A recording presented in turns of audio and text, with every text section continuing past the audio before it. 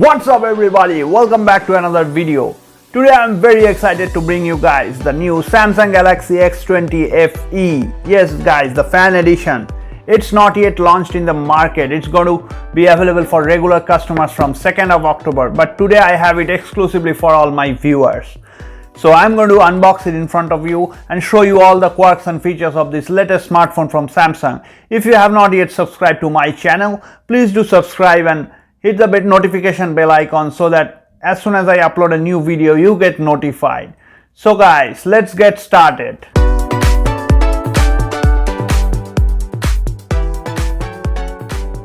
The box of the S20FE is pretty similar to other Galaxy models. On the bottom it says a 5G version and the IMEI number, and it's a cloud lavender version with 6 gigs of RAM and 128 gigabytes of storage. And on the back side it says what all there within the box, which we are going to see in a moment. Now as we open the box, we get to see the main phone, and on the other side of the box we have another small box which has the SIM ejector pin, which is very important to insert the SIM card in your phone. And once you open inside, you get bunch of documentation like quick reference guide and all other warranty information. So let's keep this aside for now and focus on the main device and what all other there in the box. So next is the phone. So once we keep the phone aside, in the box you get the SIM card. Since this is a contract locked phone, we get the SIM card along with the box. If it's an unlocked one, you will not be getting this in your box. Mine's the T-Mobile locked version. So next you get is the charger.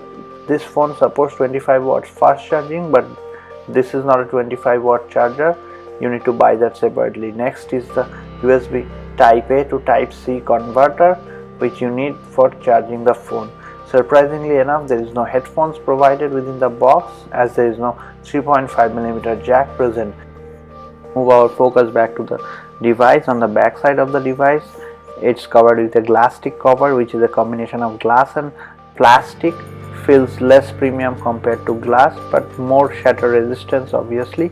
And it comes with a 3 camera setup where there are two 12 megapixel ultra wide and wide lens and an 8 megapixel telephoto lens. On the bottom of the device you have the speaker grill, then the USB type C port and a primary microphone.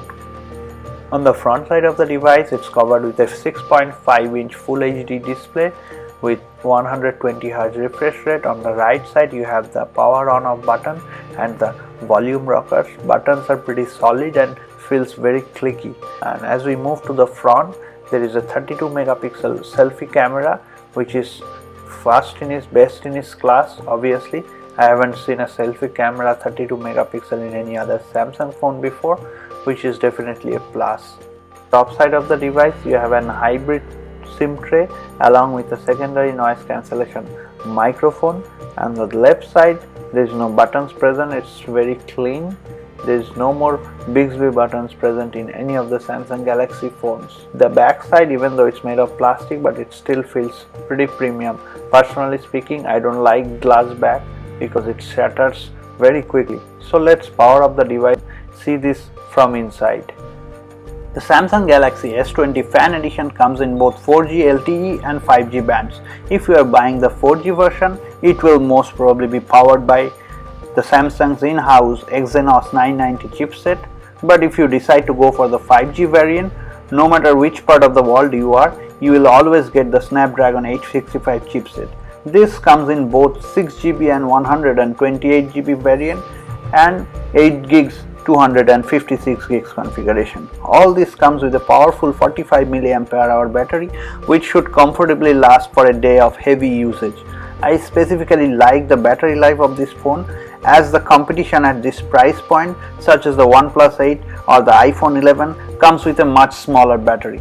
Software wise, this phone comes preloaded with the latest Android version 10. On top you get the Samsung's latest One UI 2.0. As always, Samsung always loads up their phone with lots of bloatware, which you can always remove on your own if you decide to do so. As you can see here, out of the 128 gigs of onboard storage, you get only 100 gigs usable for the user. But if you are one of those who prefer to keep everything on the phone, then this phone also allows you to expand the memory size with an external memory chip up to 1 terabyte. I personally feel 6 gigs is a little bummer. 8 gigs variant of RAM would have been perfect, but I am not sure. For some unknown reason, the 8 gigs variant is not available in the North American market.